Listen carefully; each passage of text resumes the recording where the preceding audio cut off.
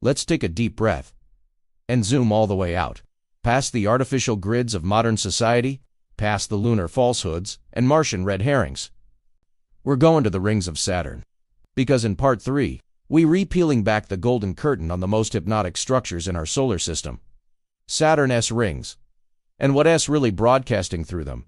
Most people think Saturn's rings are just chunks of ice and rock orbiting a cold gas giant. But let me ask you something. Why do the rings produce harmonic radio frequencies? Frequencies that get this resemble the tonal structure of human brainwaves. NASA's own Cassini mission picked up electromagnetic emissions coming directly from the rings. These emissions aren't random. They're rhythmic. They're coded. They're broadcasting something. Now ask yourself, if Saturn is just a lifeless rock ball, why is it vibrating at a frequency that interacts with human consciousness?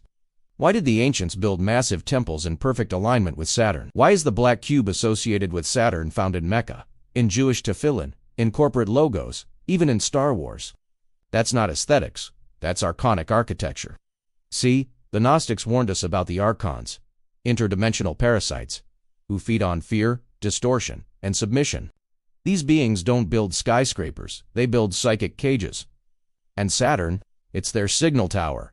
The rings aren't just debris, they're a broadcasting array. A spiritual firewall. Think of it like a frequency prison, keeping us locked into a lower vibrational state, cutting us off from source, from truth, from the real. Ancient civilizations, the ones we're told were primitive, knew this. That's why the Phoenicians, the Romans, the Sumerians, they all worshipped Saturn as a god. Not out of reverence, out of fear. And here's the kicker. Just like a hypnotist uses repetition and rhythm to induce trance, the rings of Saturn bombard Earth with frequencies that affect our biology, psychology, and perception. Have you ever wondered why everything in this system is built to keep you busy, distracted, tired, and numb? Why the world feels like a looping circus of war, fear, and confusion? Because Saturn's rings are the soundtrack to the Matrix. They're the metronome of mind control. And if Saturn is the DJ, then who's the producer? Let's bring this all full circle. By now, you've probably asked yourself if Saturn really is the dark architect behind this matrix. What's its ultimate goal? Why the symbolism? Why the repetition? Why the obsession with black cubes and rings? Let me introduce you to what many call the soul trap theory. Yeah, I said it. Strap in. The theory goes like this. When we die, we don't simply float off to heaven or reincarnate like a cosmic recycle bin. Instead, some believe that Saturn acts as a soul harvesting machine. That black cube, that ancient sigil, isn't just a symbol, it's the operating system. Here's how it works. According to fringe researchers, whistleblowers, and rogue mystics, upon death, many near-death experiencers report seeing a light, a tunnel, a warm calling. But what if that light is a trap? What if that light is a false frequency projected by Saturn's ring system, bouncing through our moon, acting like a signal tower? And when your soul heads toward it, you're pulled back into the matrix, memory wiped, reborn into the farm. Crazy, maybe. But then why do so many ancient cultures from the Gnostics to the Tibetans warn against blindly going into the light? The Gnostics believed the archons, rulers of the material world, used deception to keep souls trapped in cycles of reincarnation. And guess who they said sits at the top of that hierarchy? Saturn, or as they called him, Kronos, the devourer of time. In Hinduism, Yama, the god of death, rules over Saturn.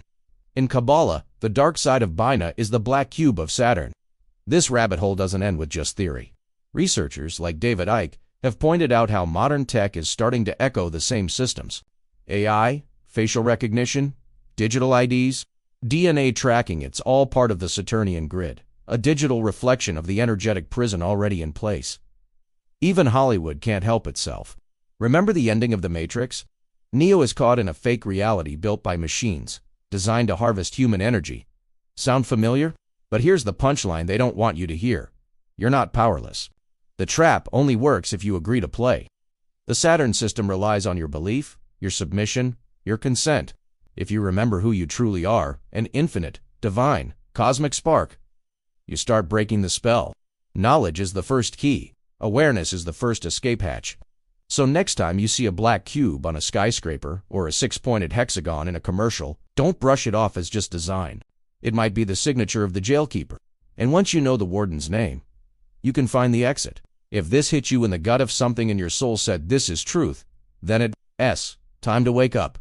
Like, subscribe. Share this with someone who needs to know they're more than flesh and bone. Because we're not done. Next time, we'll talk about the AI god, the rise of Saturn's digital twin, and how the next prison won't have bars, but code. Until then, stay awake and stay weird.